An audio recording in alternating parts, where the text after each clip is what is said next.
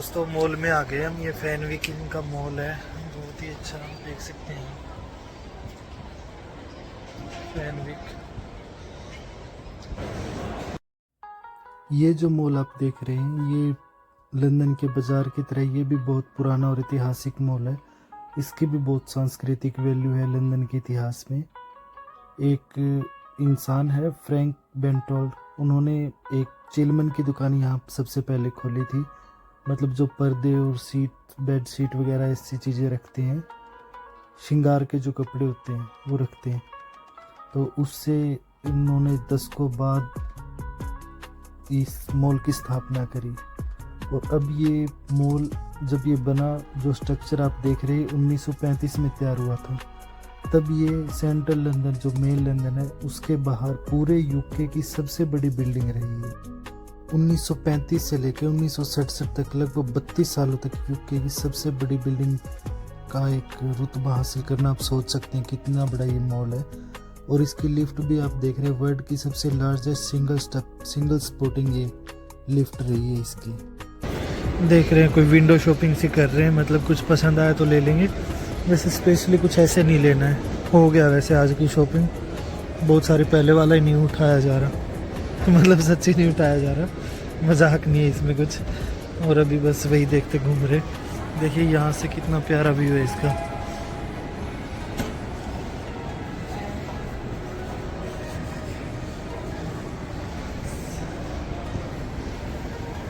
Mango,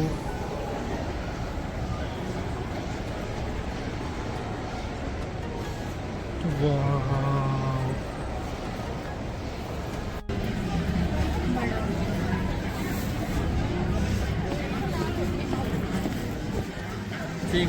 यहाँ ये telephone अब भी यूज़ में है जो हमारे पहले होता था।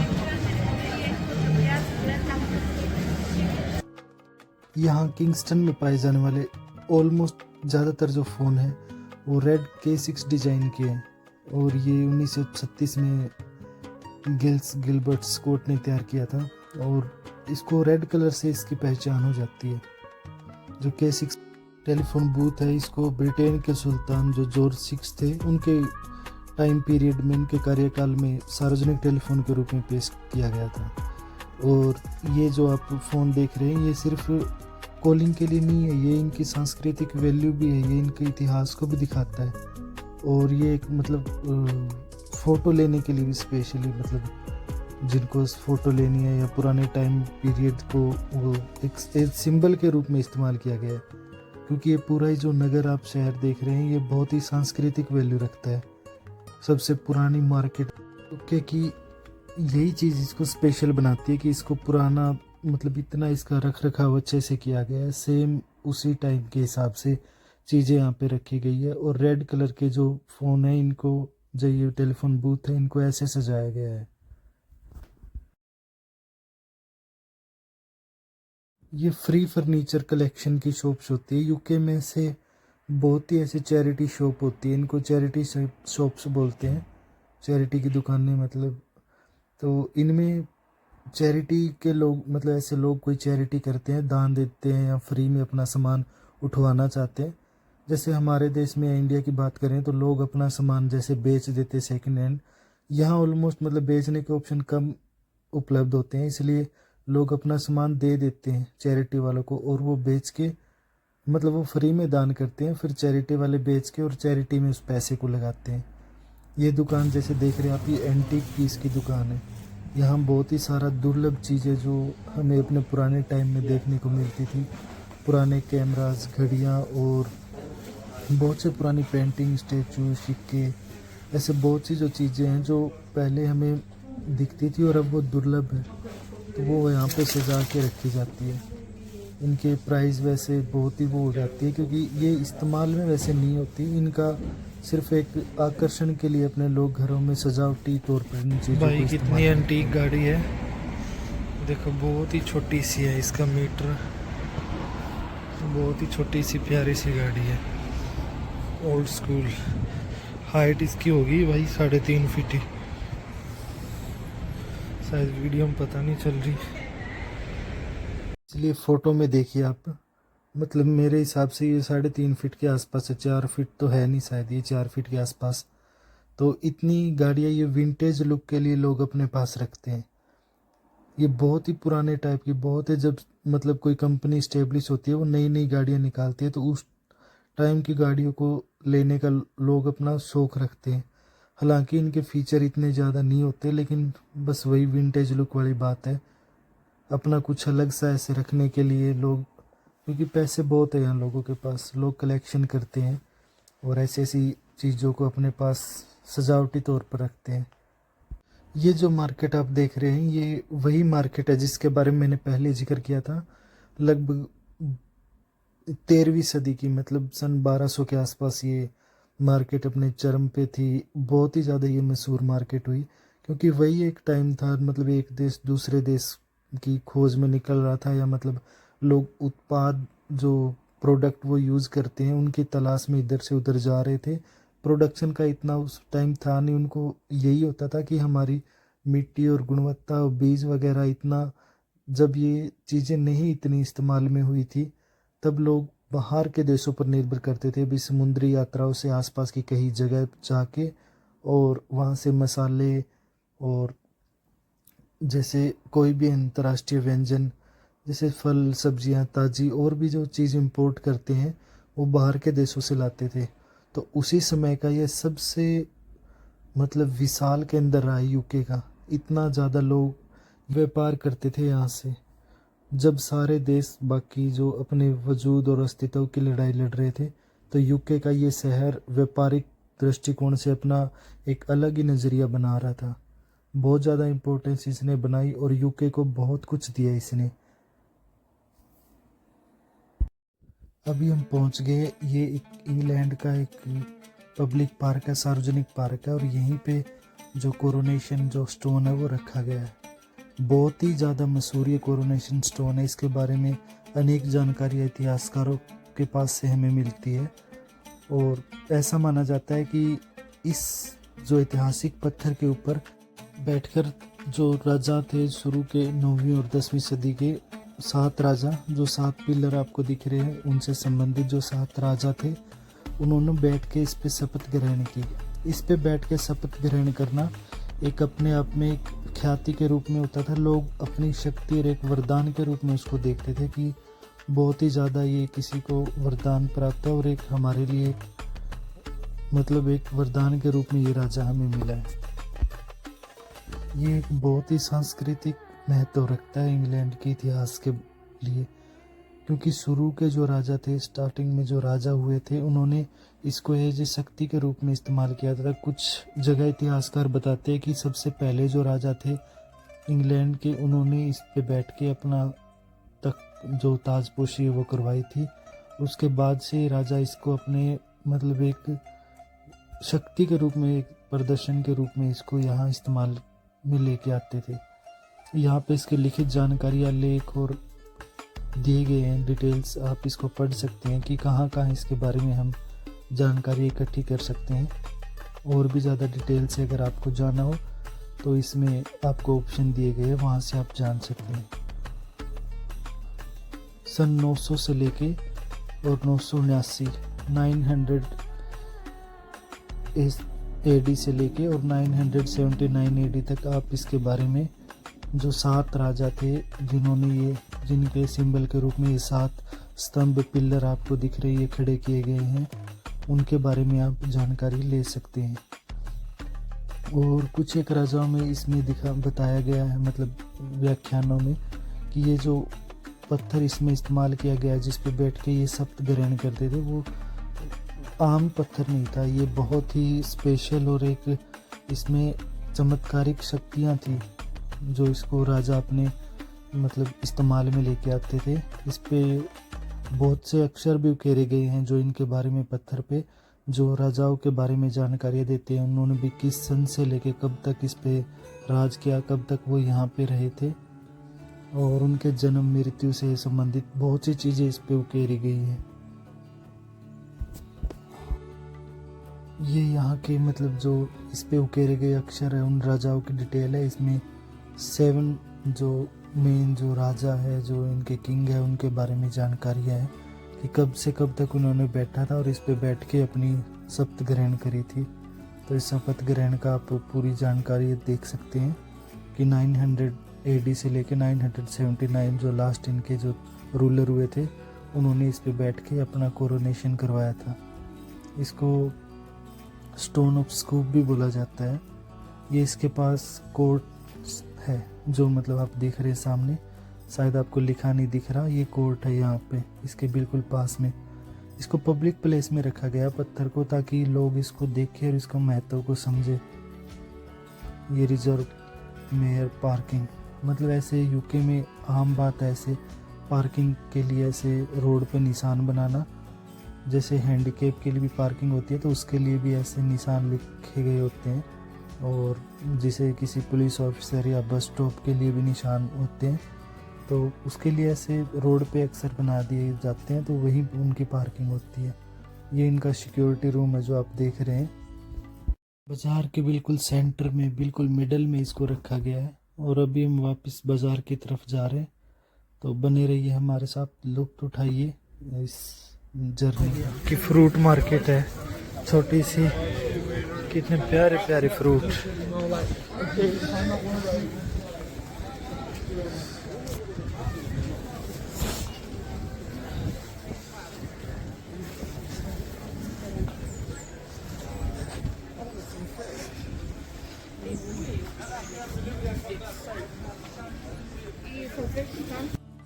ये जो चर्च आप देख रहे हैं, ये इस जो शहर के इतिहास की तरह ये भी बहुत पुराना है। इसमें JS Bach Saint John Passion, जिसमें आप देख रहे हैं, 20 से 25 पाउंड की टिकट होती है। इसके अंदर एक तरह का ये म्यूजिक शो होता है, एक तरह का महाकाव्य और धार्मिक रचना का ये गुणगान करता है। इस लॉर्ड जीसस और या ईसा मसीह जिसको हम बोलते हैं, उनके बारे में उनकी धार्मिक रचनाओं का संगीत होता है। उसमें जैसे महाकाव्य हमारे, आपने देखा होगा गीता या किसी रामायण या जो भी हमारे मतलब धार्मिक जो ग्रंथ है, उसी की तरह यहाँ पे भी सेंट जॉन पैशन जो एक मास्टरपीस है, बहुत ही फेमस, जो 1924 में लिखा गया था। उसमें जो मसीह है उनके अंतिम क्षण और उनको जो क्रूज पर उनकी चढ़ाई को दिखाया गया है कि उनको किस प्रकार चढ़ाया गया था, उसे एक गाने और शास्त्रीय संगीत के तौर पे प्रस्तुत किया गया है। अभी हम जा रहे हैं, ये रिवर साइड आ गई है, तो आप रिवर साइड का अनुभव लीजिए। और ये थेम्स का किनारा है, बहुत ही एक अलग एक्सपीरियंस है आपके लिए और मेरे लिए भी।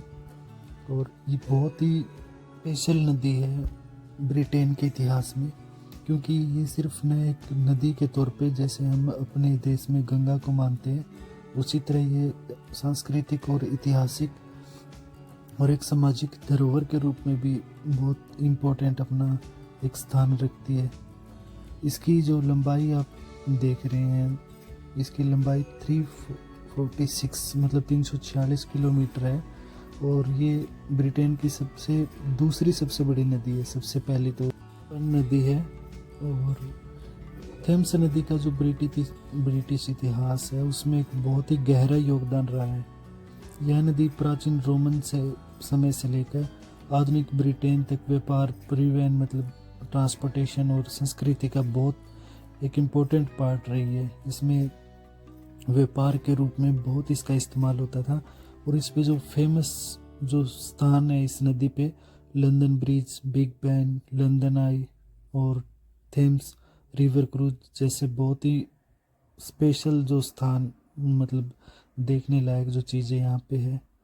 और इससे मतलब बहुत ज़्यादा स्पेशल इसलिए भी है क्योंकि इसमें जो जीव जंतु, सांप, मछलियाँ जैसे पक्षी वगैरह बहुत ही एक अलग सा एक नेटवर्क बनाते हैं, जो इसकी बायोडाइवर्सिटी को ज़िंदा रखते हैं।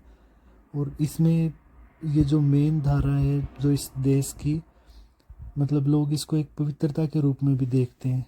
और इसीलिए इसको इतना एक ऐतिहासिक एक मतलब एज ए टूरिस्ट प्लेस इसको बनाया गया है। पूरे को एक धरोहर के रूप में इसको हम देखा जा रहा है, न कि नदी के रूप में। ये बहुत ही एक बायोडाइवर्सिटी प्लेस है और इसको संरक्षित किया गया है अपने क्षेत्र में। ये आप देख सकते हैं बहुत सी बोट और क्रूज यहाँ पे खड़ी है। लोग अभी शाम को यहाँ घूमने के लिए आते हैं।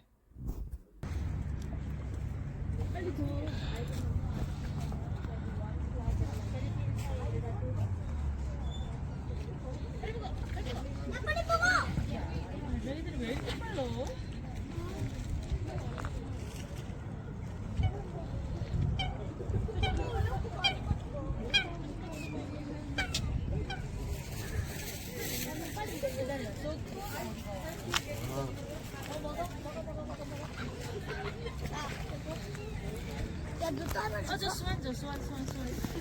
Swim. Oh no.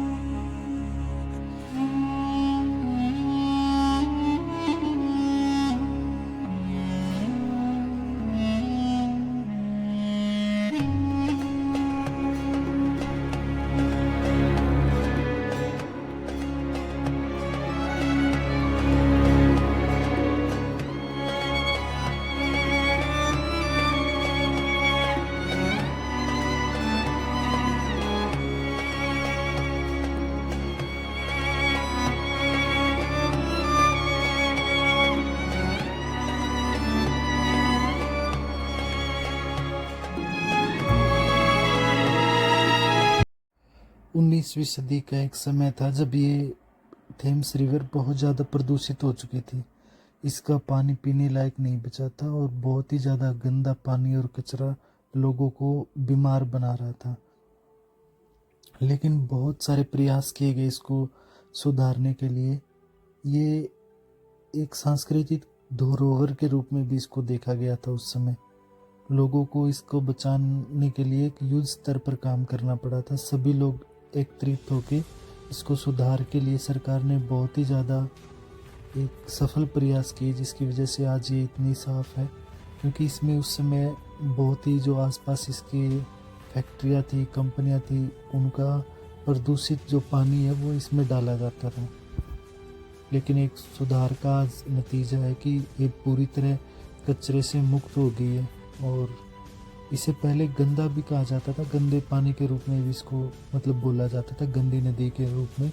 और आज इसको मतलब इतना ज़्यादा रिलीजियस बना दिया गया इस देश में कि लोग मतलब इसके एक सांस्कृतिक महत्व को ज़्यादा देखते हैं, इसको जीवन स्रोत मानते हैं, न कि जल स्रोत।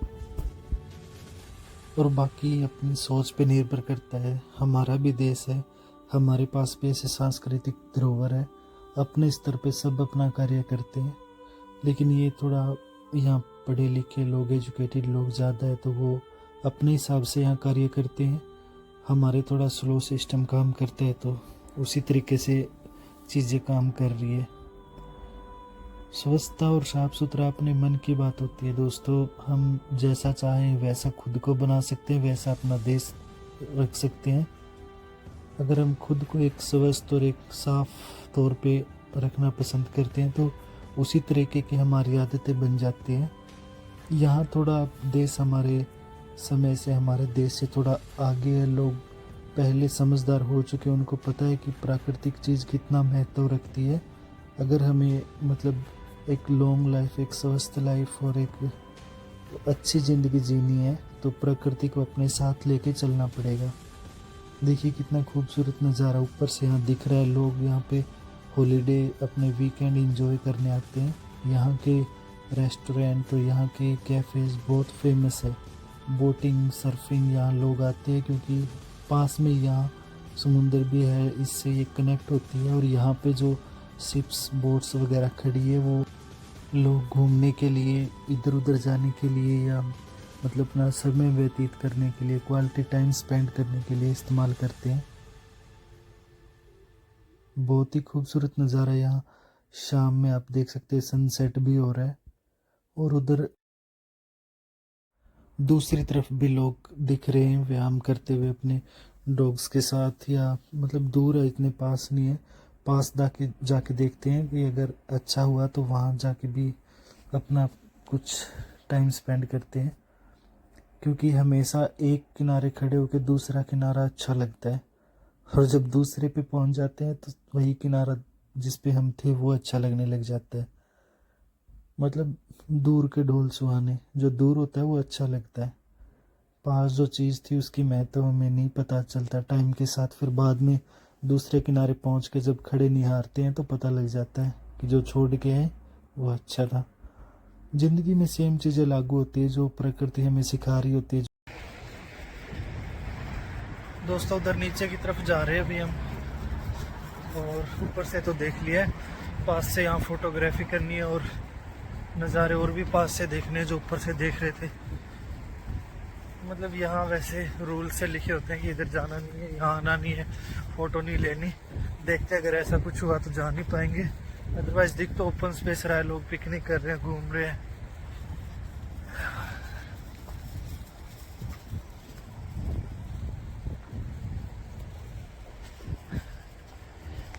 बहुत ही अच्छी जगह है, सुकून देने वाली। आप घंटों यहाँ पे गुजार सकते हैं, आपको थकान महसूस नहीं होगी। थकान होगी तो भी उतर जाएगी, इतनी प्यारी जगह।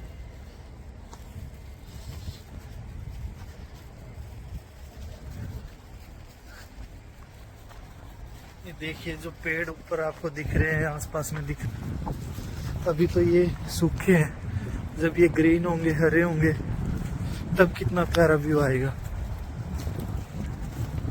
अभी हम दूसरी साइड आ गए उसके।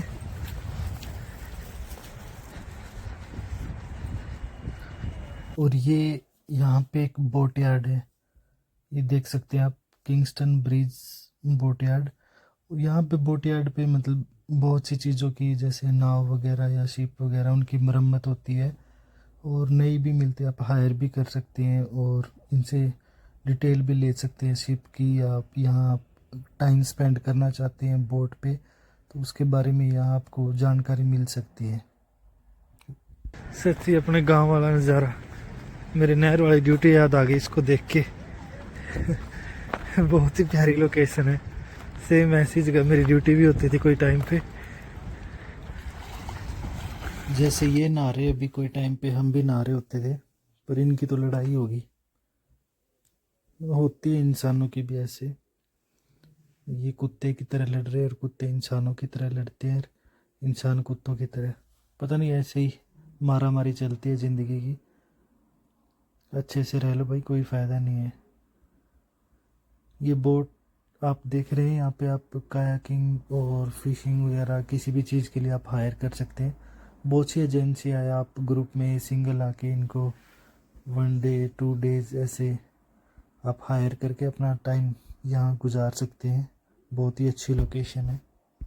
खड़ी है बोट्स और अभी ये यूज़ में भी है, अभी सामने दिख रहा है, इसीलिए खड़ी है। धुआं भी निकल रहा है एक दो से, मतलब कुछ कुकिंग वगैरह हो रही है।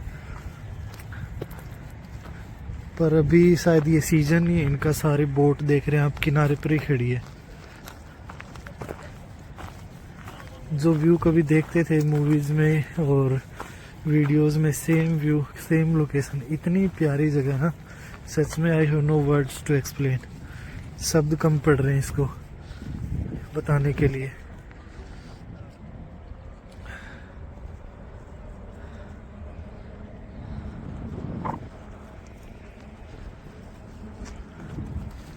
भाई ये देख के बिल्ली निकल के आ गई इसके अंदर से, पहले तो पास आ गई, अब भागी, लेकिन बुलाने का मैंने पूरी कोशिश करी है, पास ही नहीं आ रही। अब अपने इंडियन स्टाइल से पुस्सी बिल्ली सब कुछ कह के देख लिया, पुस पुस करके देख लिया, नहीं आ रही। अलग ही नखरे है इसके भी। चलो कोई ना, हम अपना काम करते हैं। दूसरी तरफ एक ना नोटिस लगा हुआ, उसको देखते हैं उस पर क्या लिखा हो। यहाँ के notice to anglers, respect other user and residents, quiet please, the use of bite alarm is prohibited between the hours of 11 p.m. and 6 a.m. Camping and the lighting of fire is prohibited. Take care not to leave any litter or unwanted tackles on the river banks. Fishing suspended for 14 March to 15 जून। ऐसे बोल रहे हैं कि खाने पीने का कुछ यहाँ छोड़ना नहीं है, दूसरे रेजिडेंट्स की और बाकियों की रिस्पेक्ट करनी है, कुछ आग वगैरह जलानी नहीं है, और खाने पीने का ना छोड़े, मतलब किनारे पे। और इस तारीख से 1 तारीख तक बैन है। 2 नाइट के लिए हायर कर सकते हैं, 2 रात के लिए रुक सकते हैं। और फायर कैंपिंग और लाइटनिंग मतलब हाँ कैंपिंग नहीं कर सकते और फायर आप इसमें नहीं लगा सकते। 2 रातों के लिए आप हायर कर सकते हैं या ले सकते हैं। लोगों की पर्सनल भी होती है, बहुत पैसे हैं, तगड़े पैसे हैं लोगों के पास, अंधे पैसे, माया भरी पड़ी है लोगों के पास। तो ऐसे ही लोगों की ये बोट्स है, वो आ रहे देखो सर्फिंग करके आ रहे हैं। आगे सी में गिरती है ये थेम्स भी, सॉरी फिशिंग करके आ रहे हैं, सर्फिंग बोलते हैं, टंग स्लिप कैमरे की वजह से। वाह शाम हो गई है दोस्तों, ठंड हो गई है बहुत ज़्यादा, अभी घर की तरफ जाना पड़ेगा। इसका टीडीएस लेवल भी अब बहुत अच्छा हो गया है, सुधर गया, पीने के लायक हो गया इसका पानी भी। सभी जगह इसकी इतनी इम्पोर्टेंस बढ़ा दी गई है, जैसे हमारे इंडिया में गंगा की है ना, सेम वैसे। अंधेरा हो गया है, ठंड भी बहुत ज़्यादा हो गई है और थक भी गए हैं, तो अभी वापस जा रहे हैं घर की तरफ।